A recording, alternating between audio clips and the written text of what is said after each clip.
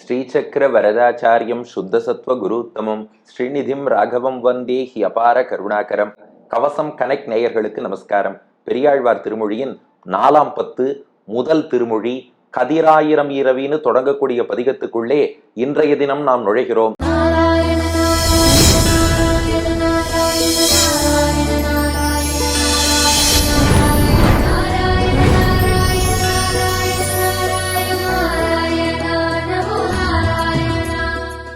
இப்ப என்ன காட்சினா, பெரியாழ்வார் கடந்த 3ஆம் பத்துல கண்ணனுடைய குணங்களை அனுபவித்துக் கொண்டே வந்தார். திடீர்னு 2 பெண்கள் கும்மி அடிப்பது போல, ஒருத்தி கிருஷ்ண பக்தை, இன்னொருத்தி ராம பக்தைன்னு கிருஷ்ணனுடைய குணங்கள் ராமனுடைய குணங்கள் ரெண்டையும் அனுபவித்தார். அதை அனுபவித்தவாறே ராமாவதாரத்துல ஈடுபாடு வந்து அவரே ஹனுமானா மாறி ஹனுமான் சீதைக்கு என்னென்ன அடையாளங்கள் சொன்னார்னு அடையாள 10 பாசுரங்களும் பாடினார். இப்போ நாமெல்லாம் பெரியாழ்வார்ட்ட கேட்டோம், என்ன சுவாமி, நாங்க இவ்வளவு காலம் உங்களை கிருஷ்ண பக்தர்னா நினைச்சுட்டு இருந்தோம், திடீர்னு ராம பக்தராக மாறி ஹனுமானாக மாறி இவ்வளவு தூரம் சீதையை சந்தித்து ராம பக்தியோடு ராமனுடைய வைபவத்தை பாடினீரே, இது எப்படின்னு நாம கேட்டோம்.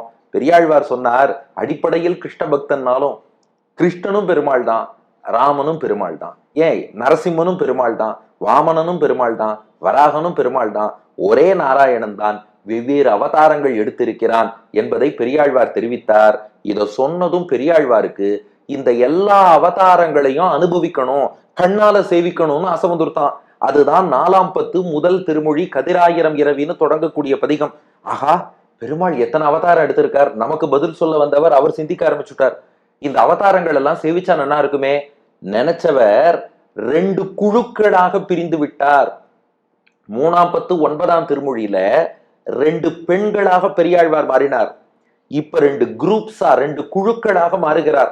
ஒரு குழுவை சேர்ந்தவா பெருமாளை காண வேண்டும்னு விரும்புகிறார்கள், இன்னொரு குழுவை சேர்ந்தவா நாங்கள் பெருமாளை கண்டு விட்டோம்னு பதில் சொல்கிறார்கள். நம்ம நாச்சியார் திருமொழியில 14ஆவது திருமொழி ஆண்டாள் நாச்சியார் அருளி இருக்கிறாளே, அதுல பார்த்தா கேள்வி கேட்பது போல் பதில் சொல்வது போல் வரும். ஆண்டாளே 2 கோட்டியாக மாறி நீங்க பெருமாளை பார்த்தேளா என்று கேட்பதாகவும், பட்டி மேய்ந்தோர் காரேறு பலதேவர்க்கோர் கீழ்கன்றாய் இட்டீரிட்டு விளையாடி இங்கே போத கண்டீரே, இது கேள்வி.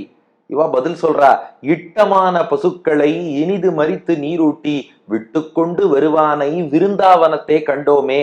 இப்படி அது அப்படியே பெரியாழ்வார் அருளிய இந்த திருமொழியின் தழுவல் தான். ஆண்டாள் எங்கேருந்து பாடினான்னா, அவ திருத்தகப்பனார் பெரியாழ்வார் அருளிய இந்த பதிகத்தின் அடிப்படையில் தான் அந்த நாச்சியார் திருமொழியில பட்டி மேய்ந்துன்னு தொடங்கக்கூடிய அந்த 14ஆவது திருமொழியை ஆண்டாள் பாடியிருக்கிறாள். இப்ப நம்ம விஷயத்துக்கு வருவோம். ஆக மொத்தம் பெரியாழ்வார் 2 குழுக்களாக பிரிந்து விடுகிறார். ஒரு குழு பெருமாளை சேவிக்கணும்னு ஆசைப்படுறது, யாராவது சேவிச்சேலான்னு கேட்கறது. இன்னொரு குழு நாங்க சேவிச்சுட்டோம்னு சொல்றா. இந்த இடத்துல வியாக்கியானத்துல ஒரு விஷயம் தெளிவுபடுத்துகிறார் மணவாள மாமுனிகள். இவா பெருமாளை பார்த்துட்டான்னு சொல்றான்னா இந்த ஊனக்கண்ணாலன்னு அர்த்தம் இல்ல. ஏன்னா இந்த கண்ணுக்கு பகவானை காணக்கூடிய சக்தி கிடையாது. அப்ப எதனால பார்த்தான்னா ஞான கண்ணால் கண்டார்கள். இந்த ஒரு வேறுபாடை புரிஞ்சுக்கணும். அதுக்காக பகவான் தரிசனமே கொடுக்க மாட்டான்னு அர்த்தம் இல்ல. திவ்யம் ததாமி தே சக்ஷுகுன்னு பகவத்கீதையில அர்ஜுனனை பார்த்து கிருஷ்ணன் சொல்றானே, இந்த கண்ணால என்ன நீ பார்க்க முடியாதுப்பா. இப்போ நம்ம காதுக்கு சொல்றா இல்லையா, இந்த குறிப்பிட்ட டெசிபல் ஒலியத்தான் கேட்கும். நம்முடைய கண்கள் குறிப்பிட்ட வேவ்லெங்த்ல உள்ள லைட் அந்த வண்ணங்களை தான் பார்க்கும். அல்ட்ரா வயலட்டையோ இன்ஃப்ரா ரெட்டையோ கண்ணால பார்க்க முடியாதுன்னு சொல்றா இல்லையா, அது போலத்தான் பகவானுடைய திருமேனி அதனுடைய திவ்யமங்கல விக்கிரகத்தோட ஃப்ரீக்வன்சிங்கிறது ஊனக்கண்ணுக்கு அப்பாற்பட்டது. அப்பவா ஞான கண்ணால் பகவானை கண்டு விட்டார்கள். ஒரு சிலர் காண வேண்டும்னு விரும்புகிறார்கள், இன்னொரு சிலர் கண்டு விட்டார்கள். இப்ப 10 பாசுரங்களையும் எப்படி அமைக்கிறார்னா, ஒரு பாட்டுக்கு 4 அடி இருக்கும் இல்லையா, முதல் 2 அடி ஒரு குழு இன்னொரு குழுவை பார்த்து நீங்க பெருமாளை சேவிச்சேளா என்று கேட்கிறார்கள். அடுத்த 2 அடி அந்த குழுவினர், ஆமா அந்த எம்பெருமான் தந்த ஞான கண்ணால் அவனை நாங்கள் உள்ளபடி சேவித்தோம்னு அவ பதில் சொல்றா. அனுபவிக்க தயாராயிட்டேளா. முதல் பாசுரம், நாம் இப்போது மானசீகமாக புறப்பட்டு எங்க போறோம், ஸ்ரீவில்லிபுத்தூரை அடைகிறோம். ஏன்னா இது பெரியாழ்வார் தானான தன்மையில் பாடுகிறார். ஆனா 2 குழுக்களாக பிரிஞ்சுட்டார். ஒரு குழு பெருமாளை சேவிச்சேளா, இன்னொரு குழு சேவிச்சோம். பாத்துருவோமா? 4ஆம் பத்து முதல் திருமொழி முதல் பாசுரம். கதிராயிரம் இரவி கலந்தெரித்தால் ஒத்த நீள்முடியன் எதிரில் பெருமை இராமனை இருக்குமிடம் நாடுதிரேல் அதிரும் கழல் பொறுதோள் இரணியன் ஆகம் பிளந்து அறியாய் உதிரம் அலைந்த கையோடு இருந்தானை உள்ளவா கண்டாருளர். கதிராயிரம் இரவி கலந்தெரித்தால் ஒத்த நீழ்முடியன் எதிரில் பெருமை இராமனை இருக்குமிடம் நாடுதிரேல் அதிரும் கழல் பொறுதோள் இரணியனாகம் பிளந்து அறியாய் உதிரம் அலைந்த கையோடு இருந்தானை உள்ளவா கண்டாருளர். இப்ப இவ கேள்வி கேட்கிறா. முதல் குழு நல்லா ஞாபகம் வச்சுக்கோங்க, 2 குரூப்ஸுமே பெரியாழ்வார் தான். இப்ப முதல் குழு கேட்கிறார்கள், நீங்க ராமனை சேவிச்சேளா? எப்பேற்பட்ட ராமன் அப்படின்னா, ராவணனை வதம் பண்ணி விபீஷணனுக்கு பட்டாபிஷேகம் பண்ணி வச்சு அதுக்கப்புறம் சீதையை மீட்டு கொண்டு புஷ்பக விமானத்தில் அயோத்திக்கு திரும்பி அங்கே சீதாராம பட்டாபிஷேகம் கண்டருளி பட்டாபிராமனா ராஜாராமனாக இருந்து ராமராஜ்யம் என்ற நல்லாட்சி வழங்கி கொண்டிருக்கக்கூடிய அந்த ராமபிரான் இருக்கிறானே, அந்த ராமன் அவன் தலையில கிரீடம் வச்சுருக்கான் பட்டாபிஷேகம் பண்ணிட்டு. அந்த கிரீடம் எப்படி இருக்குன்னா ஆயிரக்கணக்கான சூரியன்கள் கலந்து ஒளி வீசுவது போல் இருக்கான். அதான் கதிர் ஆயிரம் இரவி. கதிர் அப்படின்னா கிரணங்கள், சன் ரேஸ்ன்னு அர்த்தம். இரவினா சூரியன் அர்த்தம். நம்ம ரவின்னு சொல்லுவோம் இல்லையா, நிறைய பேர் கூட இப்படி வச்சுக்கிறா பாருங்க. சம்ஸ்கிருதத்துல ரவினா சூரியன் அர்த்தம், அது தமிழ்ல இரவினா இருக்கு. ஆக 1000 இரவி, 1000 சூரியர்கள். அதுவும் எப்படிப்பட்ட சூரியர்கள்? கதிர் 1000 இரவி.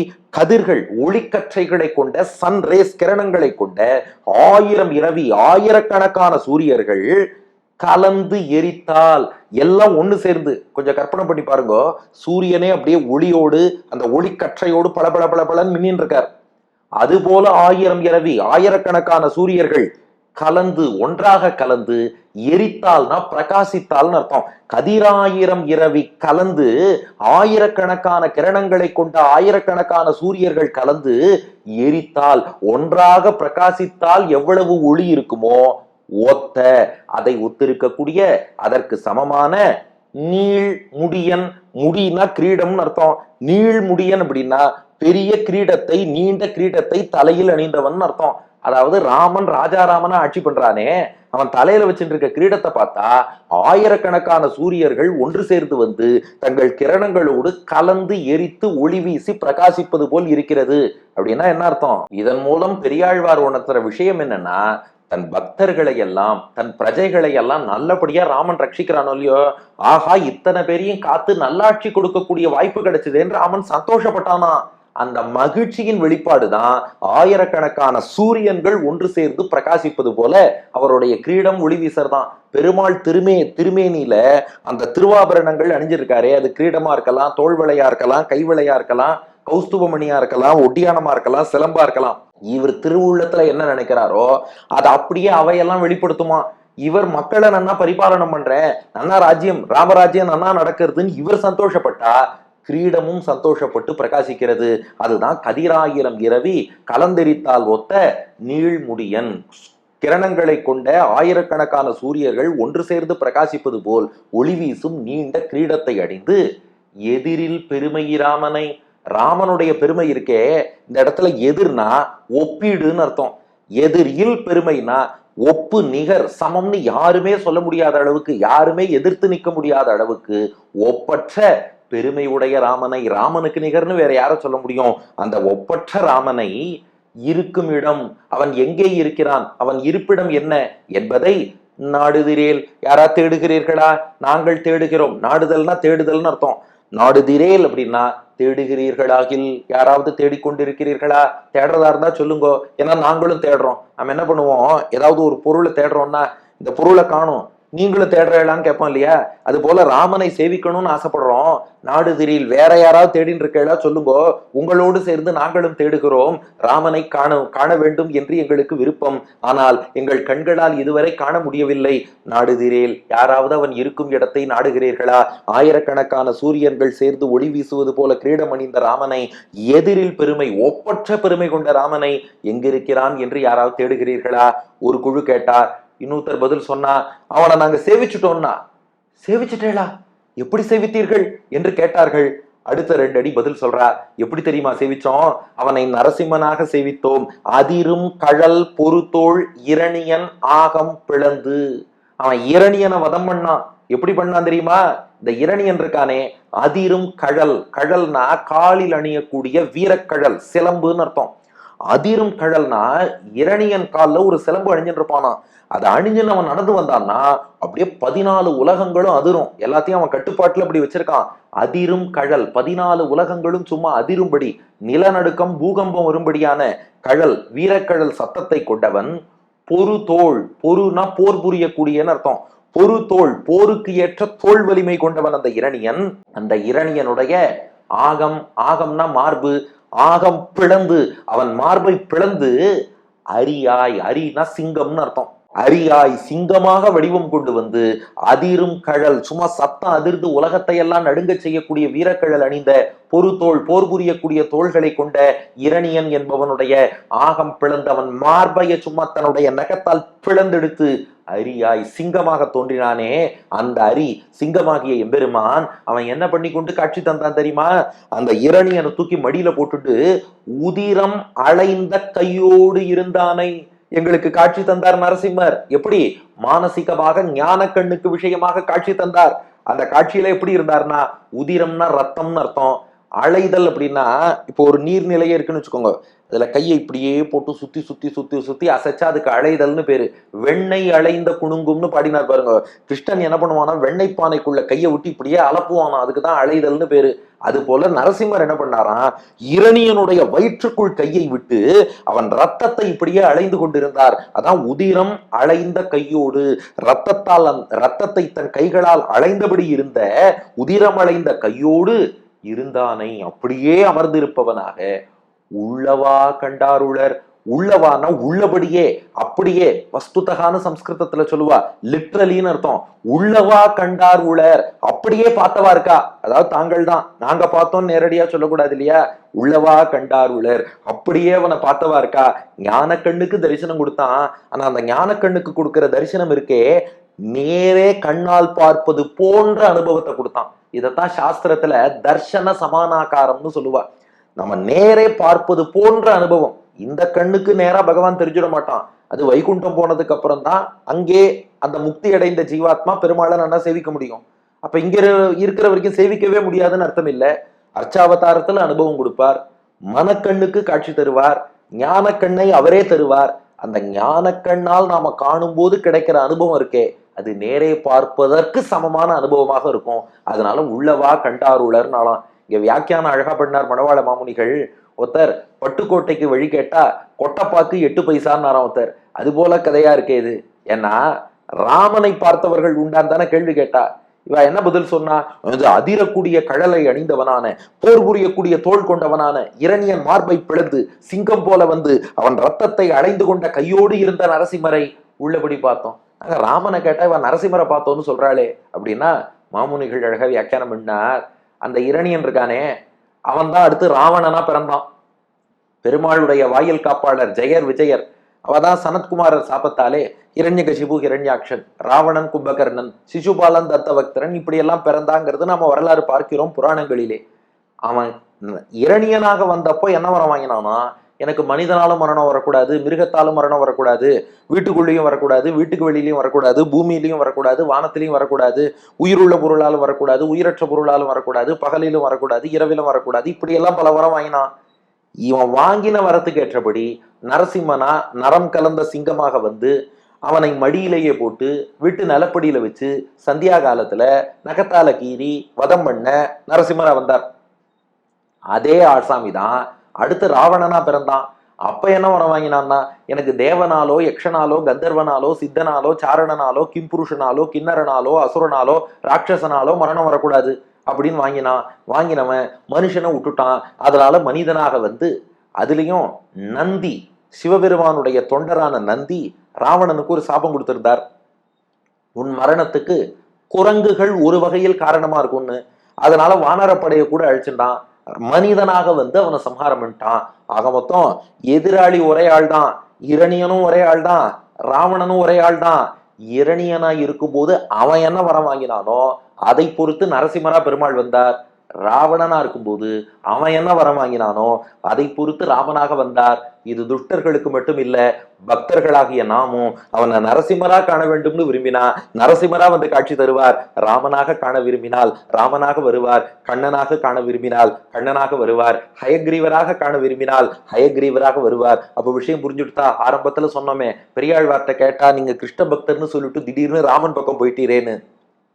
பெரியாழ்வார் சொல்ற பதில் இதான், நீ எப்படி காண விரும்புகிறாயோ தமருகந்தது எவ்வுருவம் அவ்வுருவம் தானே. அப்ப ராமனை கண்டீர்களான்னு இவா கேட்டா, அவ சொன்னா அதே ராமனைத்தான் நரசிங்க வடிவில் நாங்கள் கண்டோம்னு பதில் சொல்றா. இதான் முதல் பாசுரம். கதிராயிரம் இரவி கலந்தரித்தால் ஒத்த நீழ்முடியன் எதிரில் பெருமை ராமனை இருக்குமிடம் நாடுதிரேல் அதிரும் கழல் பொறுத்தோள் இரணியனாகம் பிளந்து அறியாய் உதிரம் அடைந்த கையோடு இருந்தானை உள்ளவா கண்டாருளர். ஆயிரக்கணக்கான சூரியர்கள் கலந்து பிரகாசிப்பது போல் ஒளி வீசும் நீண்ட கிரீடம் கொண்ட ஒப்பற்ற பெருமை கொண்ட ராமபிரான் இருக்கும் இடத்தை கண்டீர்களா? ஆம், நாங்கள் கண்டோம். அதிரக்கூடிய வீரக்கடல் அணிந்த போர் புரியக்கூடிய தோல்மிக்க இரணியனுடைய மார்பை பிளந்து சிங்க வடிவாக வந்து அவன் ரத்தத்தை அடைந்த கையோடு இருக்கும் நரசிம்மனை உள்ளபடி கண்டோம்ங்கிறது பதில். அடியன் வழங்கும் ஆங்கில வடிவம். Has anybody seen the place of Lord Rama, who has a crown which shines like 1,000 suns shining together, and Rama who possesses unmatched valor? Yes, we have seen the lion form of the Lord just drinking the blood of Hiranyakashipu with sounding anklets and broad shoulders fit for fight. We have seen him as he is என்பது இதற்கான ஆங்கில வடிவம். இனி இதற்கு அடுத்த பாசுரம் கேள்வி பதில் தொடரும். பெரியாழ்வார் திருவடிகளே சரணம்.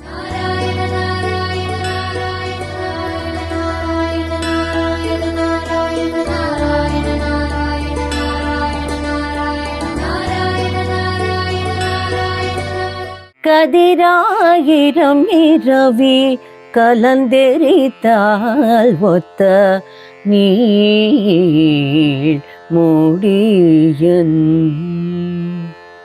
கதிராயிரம் இரவி கலந்தெரித்தால் ஒத்த நீள் முடியன். எதிரில் பெருமை ராமனை இருக்கும் இடம் நாடுதிரேல்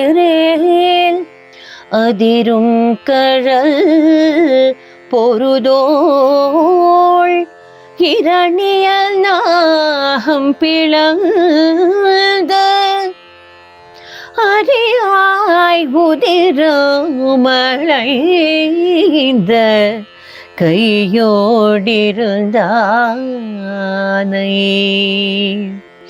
உள்ளவா கண்டார் உளர். அறியாய் உதிரும் அழைந்த கையோடிருந்தானை